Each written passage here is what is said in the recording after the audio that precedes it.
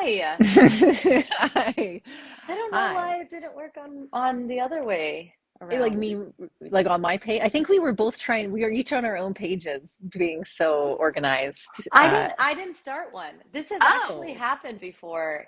Like getting invited didn't work, and I was hoping that I could just ignore it and it'd go away. I know. Well, here we are. Oh boy. Yay, this is working. And yay, hi, and hi to Hi. anybody and everybody who's here too. Hooray. Yeah. Well, hi. How are you? I'm good. I'm good. How are you? It's beautiful to see your face. It's beautiful to, it makes me very excited, of course, to have you be another, yet again, guest teaching for our Heart and Bones Yoga teacher training. Tejal's classes are always like the highlight of, for myself, of course, but for everybody. And just, yeah, you bring so much goodness and really just you also just as a person do so much goodness in the world. So yeah, you're Thank wonderful. you. Thank you. Mhm. Yeah. I'm excited to be back. It's like our third, maybe third year or something, but you always have such a great group, like really dedicated learners and seekers, and everyone's always engaged in asking questions, even in an online space. So I think that's always really good to share with people, like how much you can get out of an online learning space and get from each other. And that's always come through in the trainings and the workshops. Yeah.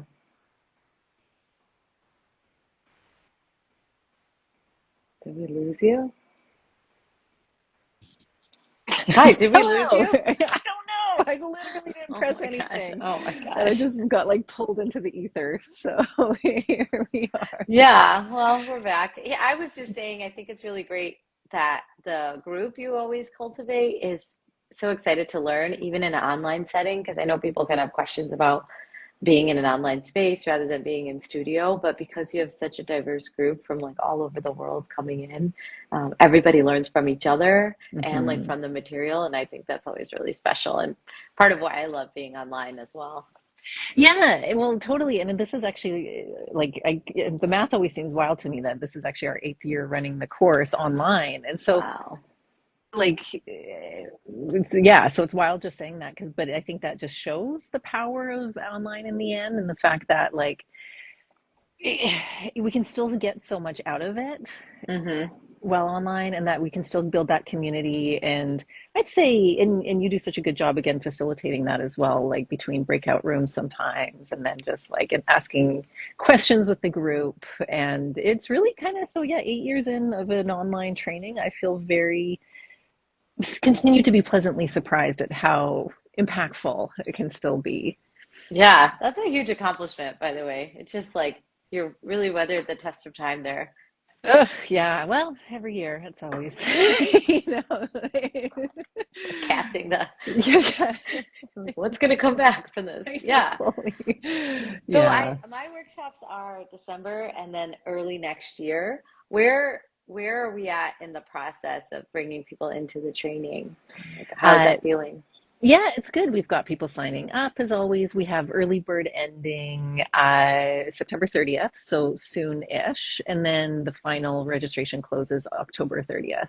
So there's still lots of time. So if people are still debating whether they want to join or not, of course, there's time for that. But what I also love, again, with the online is that people can if you join now, you can actually get started now. So even though our live calls won't be starting Oh, until November, it's like you can just get ahead. So because that's sometimes the fear. I think people are like, "Oh, I don't want to be behind in all this time online," and it's like you can get started now. So that's exciting, yeah. And we also give the live calls from the previous year available for so people could, if so, if you're inspired watching Tejal talk here, you can actually go back once you sign up and watch the workshops you gave last year as well.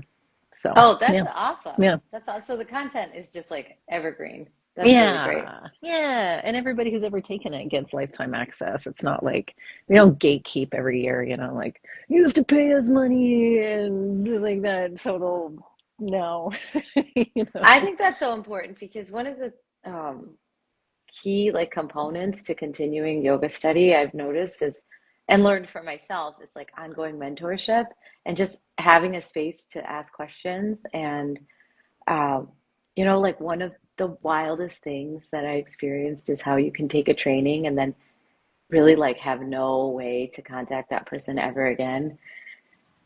Someone I once told me know. they went to like a massive teacher training in Bali and they had like levels between them and the main teacher. And so after the training, they could never reach out to that person ever again. It could be other people that were part of the training, but even that wasn't like part of the structure.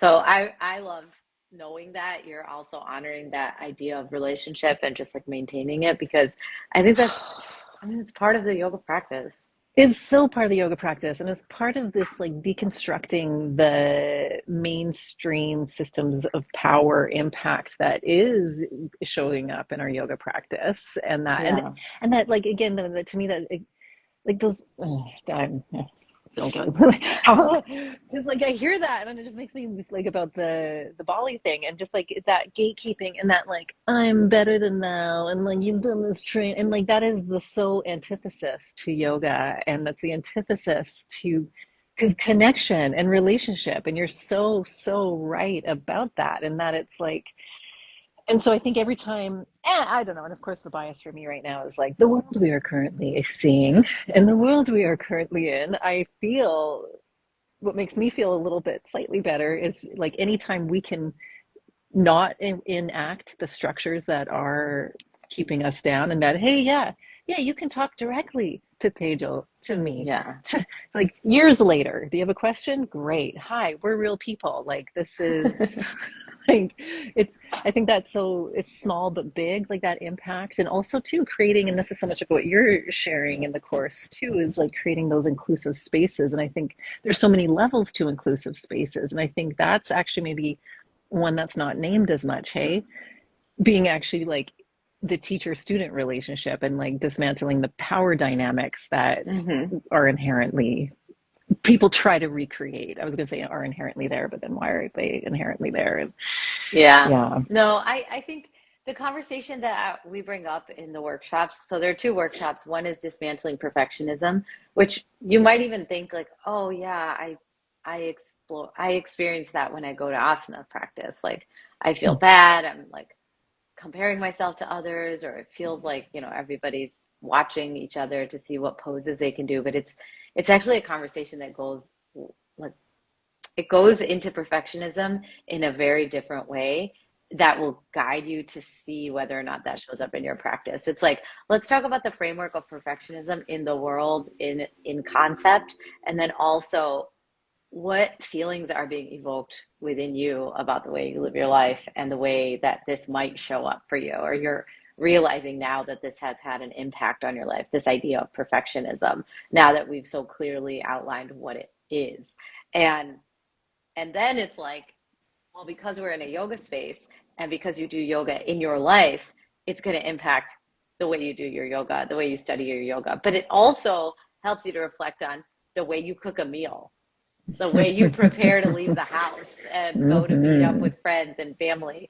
And that being the way we look at yoga as like an activity we do with everything else in our life is actually the key to understanding how yoga philosophy like can be a guide for everything we do in our lives, whether or not we're on the mat. And Mm-hmm. it's just this wonderful way into understanding yoga philosophy and the current context of the society we live in and the pressures that we're under, and how we might be aligning with the philosophy of the practice or, misaligning with the philosophy of the practice. And then we do that. We have those realizations in community, which is what you were mentioning earlier. Yes. So people are Yes. chatting with each other about it. They're doing creative writing exercises around it. Kind of just like moving energy as it shows up, like in all the different Mm-hmm. ways you can. And I think that's been such a powerful way to connect what in this like way we see practice so dominantly as a movement practice with the fact that it's actually like a mindset practice. Hmm. Well, and not extricating it out of the reality of the world that we're in right now and the systems of power and oppression that show up. And it's like, and I think so many classic kind of yoga trainings out there are very much like here's your yoga philosophy, and it's like separate, and it's like as if it was this like untouched little like, and here are the texts that are like, and not connecting the Yeah. reality of the systems in the world that Yeah. we're in, and the way that those systems show up in us, and in the way that we show up in our yoga.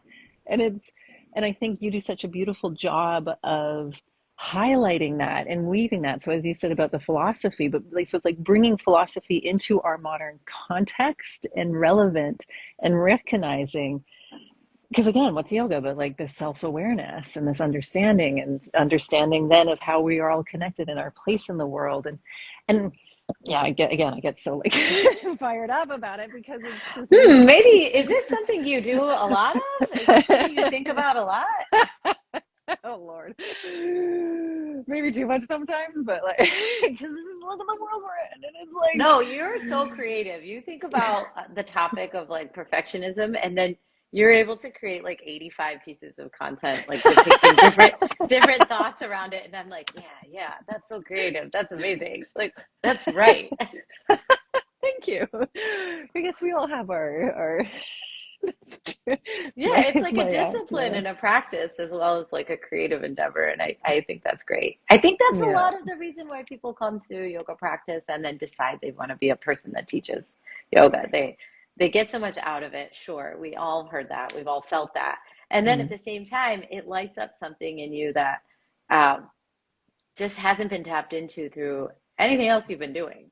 And that might last for the rest of your life, like your love of the practice and your ability to be teaching around it, or it might be for the season that you're in or for the next like 5, 10 years. But it's not just because you're in love with the physicality. Like Mm. that's not really who comes to, I think, the work that we do, who is drawn to the work that we do.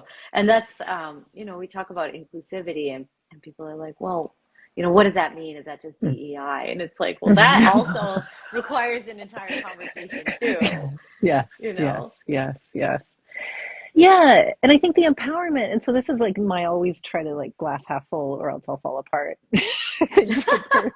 Because again, so I think like that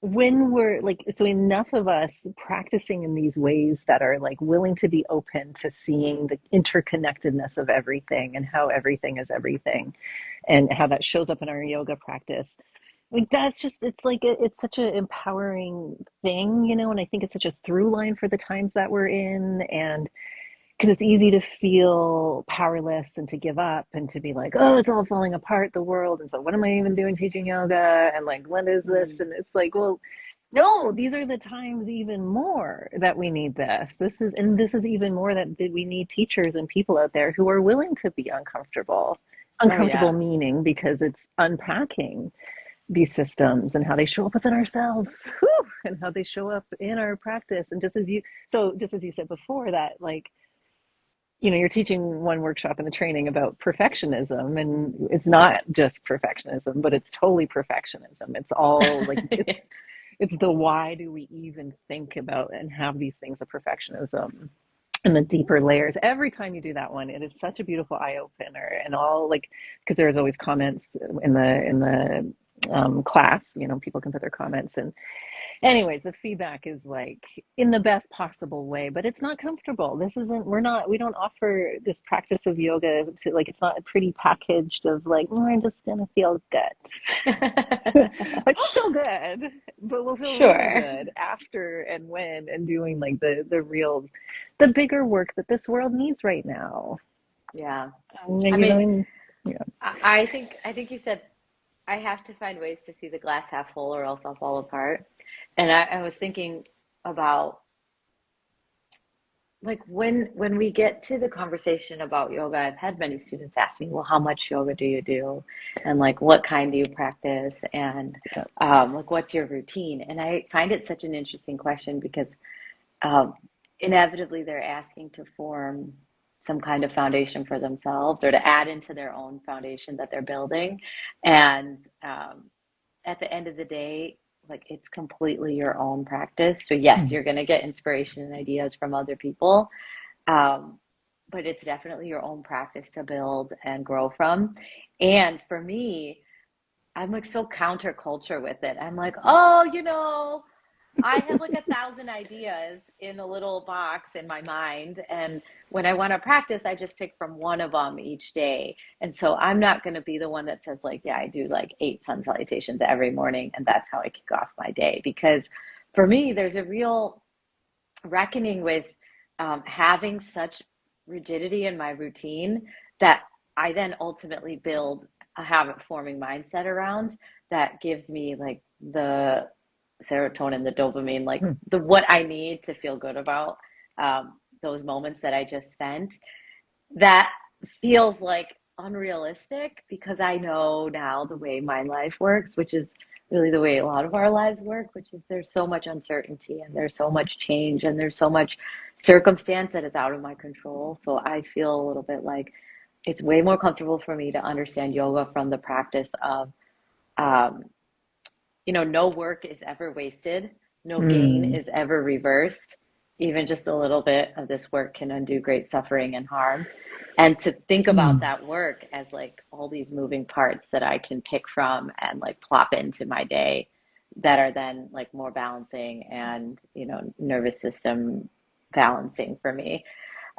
So I think it's funny to think about the way that I teach, the way that I mentor, and how I'm just like eventually I'm like, fly free, little birdie, like, totally, totally.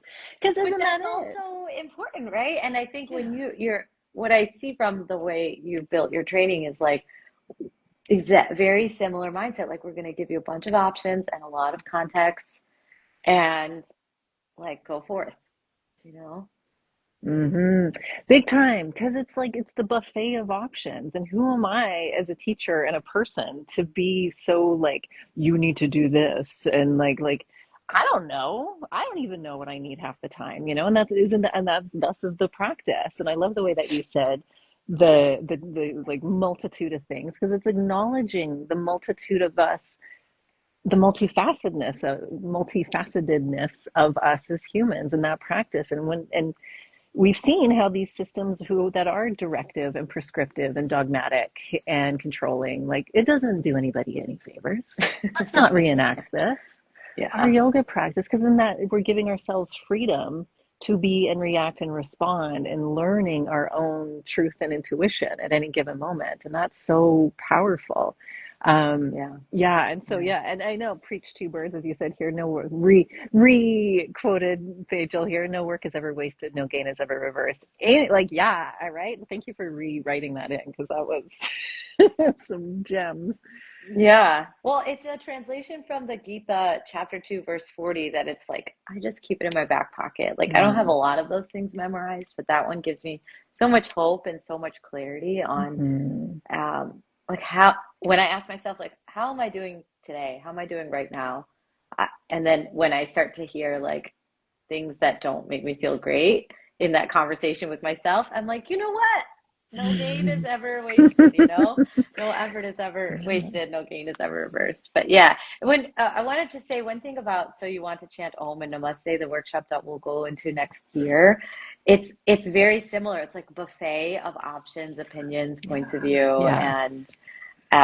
and also it's pretty matter of fact, which can feel confusing because it's so matter of fact and these things are very different. Like you're gonna be like, oh yeah, I understand that piece of information, and then we'll talk about another piece of information that's like a definition as well of Om or Namaste or a use case scenario, and you might find yourself being like, oh yeah, but I really understand that too, and now I have two understandings that seemingly don't align, and now I have to make choices.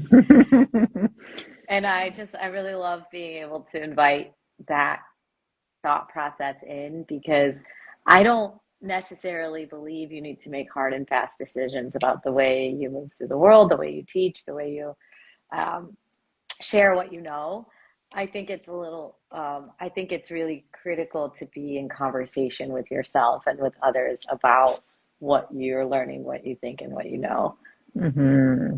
I know, but it would be so much easier, Tejal, if you just told us, right? What to Like, do? Yeah, sure. yes, I know. Well, I'm not shy about telling you what I do, but at the same time, I'm like, but we are not the same. We're the same in that we Hmm. can critically think about things, but how we decide to move Hmm. forward is always going to be a little different.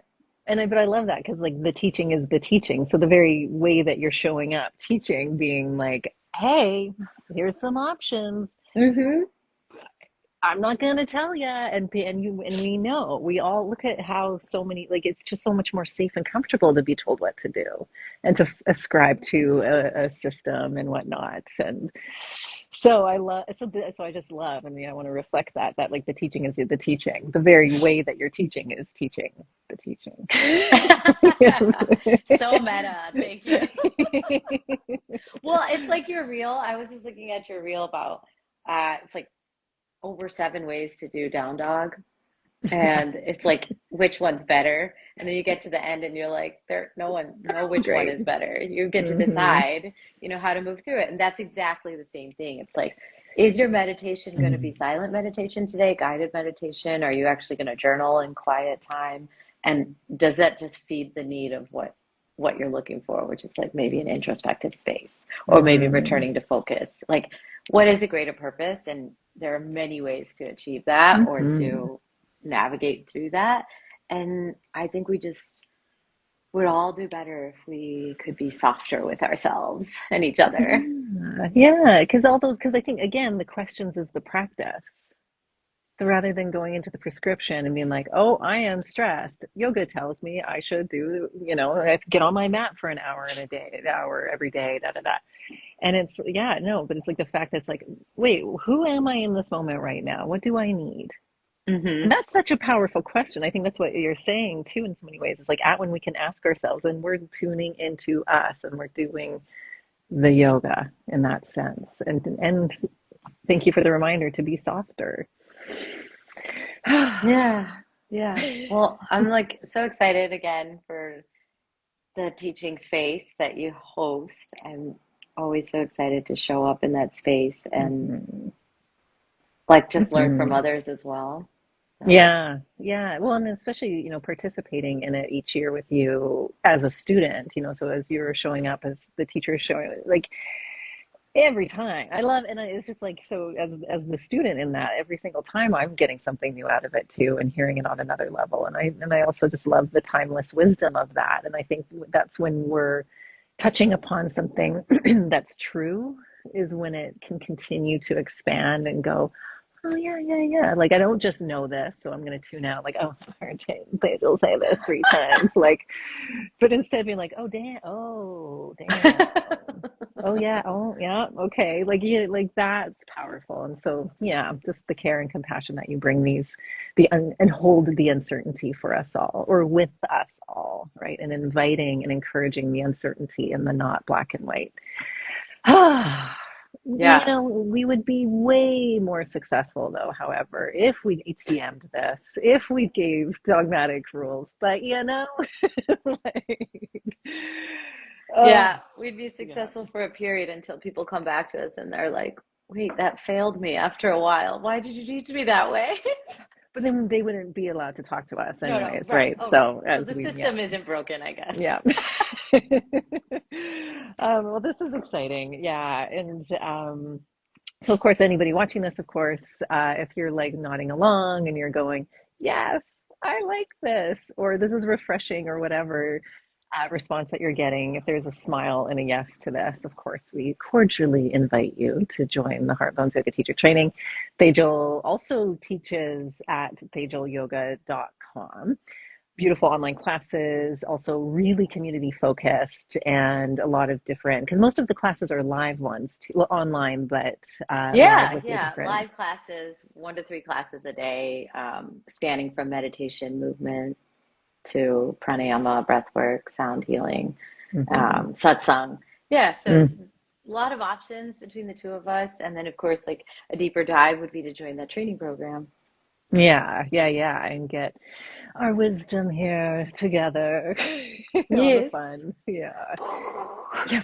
Yeah. enlightenment guaranteed at the end, or your money back. Only 200 hours of your time. Yeah, yeah. But that's the thing too, I think again, so the last little wrap up of the like, because again, my mind goes to like the gatekeeping of the knowledge too that we see in so many other trainings. And so like this course is downloadable. Like you can download it and have it forever and watch it on a plane or while you travel. But also like the people who have done the training with us since 2018 when we first launched it can still follow along in the live classes every year as well. You know, like we Hmm. really try not to yeah, gatekeep knowledge. It's such bullshit. So anyways, on that note, On that note, yeah. beautiful. Yeah, so get in touch with me here at heartbonesyoga.com. Go to the DMs if you have questions. We're reachable. We're Yeah. reachable as we, if anybody had been here from the beginning of this call, where we were just yeah commenting on some teachers we've heard who create hierarchy and anyways. Okay, on that note, On that note, um, we shall see you inside the training, Tejal, and hopefully some of you inside the training as well. Thank yes, you. absolutely. Take care. Bye, Can't wait. everyone. Thanks for being Bye. here.